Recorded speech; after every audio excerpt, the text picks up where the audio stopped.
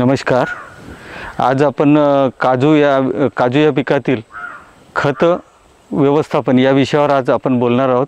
या विषयाची अधिक माहिती जाणून घेण्याआधी आपण या चॅनलला लाईक करा व सबस्क्राईब करा। काजू हे ॲनाकार्डियेसी कुटुंबातील महत्त्वाचं पीक आहे। भारतातील जर लागवडीखालील क्षेत्र बघितलं तर 10.67 लाख हेक्टर क्षेत्र या पिकाखालील आहे आणि त्यापासून 8.12 लाख मेट्रिक टन एवढं उत्पादन आपल्याला मिळते।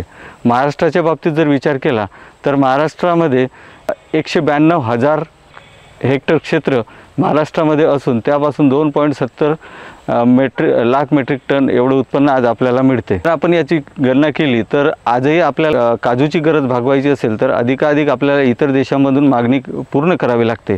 तर ही मागणी पूर्ण करण्यासाठी त्यामध्ये लागवड असलेल्या क्षेत्रातील त्या काजूच्या पिकाला खत व्यवस्थापनाकडे लक्ष दिलं तर आपण आज आपली गरज भागवू शकतो।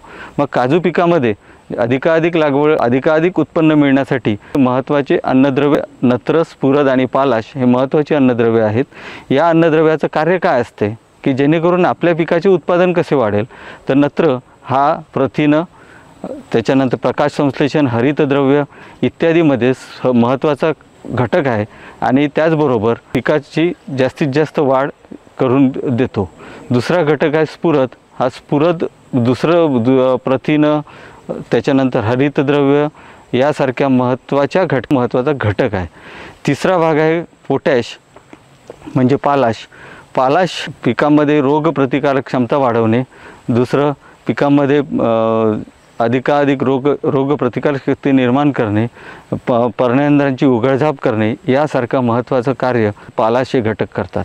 मग हे जे घटक आहेत हे आपल्या काजूला जर पूर्णपणे दिली तर या घटकांपासून आपल्या पिकांची वाढ, शाखीय वाढ चांगली होते, फुलोरा व फळधारणा चांगली होते आणि त्यामुळं या पिकाच्या खत व्यवस्थापनाकडे अधिकाधिक लक्ष देणं आवश्यक आहे।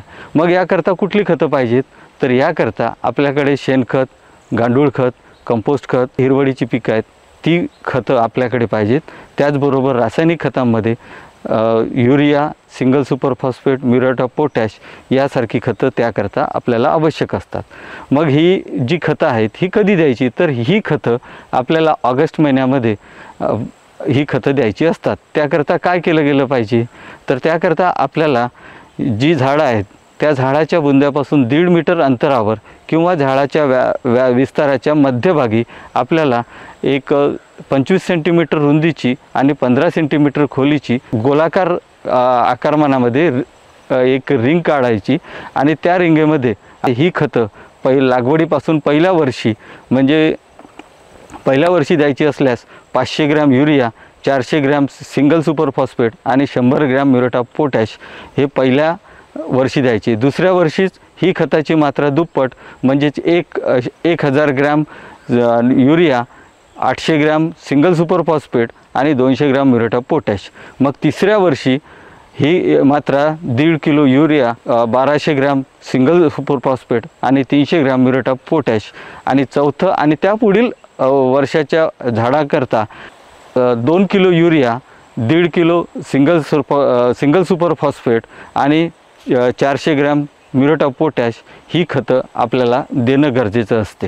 ही खतं दिल्यानंतर काय फायदा होईल, तर आपल्या झाडाची शाखीय वाढ, फुलधारणा व फळधारणा वेळेत होऊन आपल्याला आपल्या ज्या जाती आहेत वेंगुर्ला 1, वेंगुर्ला 2 ह्या ज्या सगळ्या जाती आहेत त्या या रासायनिक खतांना किंवा खत व्यवस्थापनाला चांगला प्रतिसाद देत असल्यामुळं 15 ते 20 किलोपर्यंत आपल्याला अधिकाधिक उत्पन्न या काजू फळझाडापासून मिळवू शकतो। तर आपण लाईक करा व सबस्क्राईब करा। धन्यवाद।